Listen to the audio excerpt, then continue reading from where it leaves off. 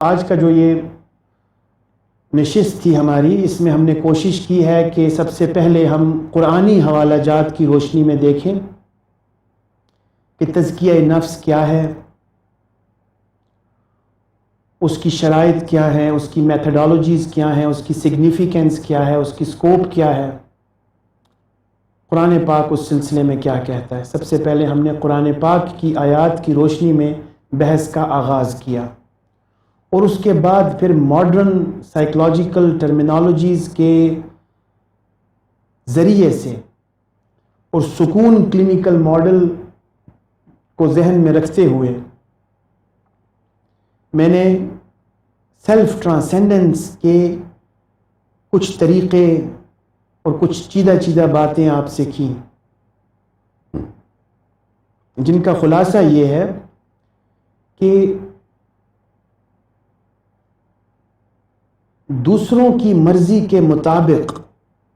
زندگی گزارنے سے پرہیز کر کے اپنی بنیادی انسانی فطرت پر اور اپنے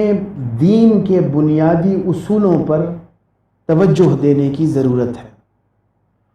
اور اس کے بعد اپنی بنیادی انسانی بشری ضرورتوں کو پورا کرنا ضروری ہے،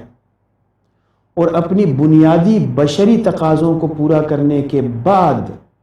پھر خود میں مکارم اخلاق کی بڑھوتی کی ضرورت ہے، اپنے اندر انسانی ویلیوز، انسانی اقدار پیدا کرنے کی اور ان کو بڑھانے کی ضرورت ہے، جو کہ ایک مشقت طلب کام ہے۔ اور یہی مشقت جس سے ہم گھبراتے ہیں، اسی مشقت اور اسی امتحان کے لیے ہمیں اللہ تعالیٰ نے پیدا کیا ہے، اور ہماری جو نفسیاتی صحت ہے اس کے لیے یہ مشقت، جس مشقت کو میں مجاہدہ یا ایکسپیریمنٹیشن کہہ رہا ہوں، تو وہ ایکسپیریمنٹیشن ہماری سائیکو سوشل ہیلتھ کو اسٹرینتھن کرنے کا باعث بنتی ہے۔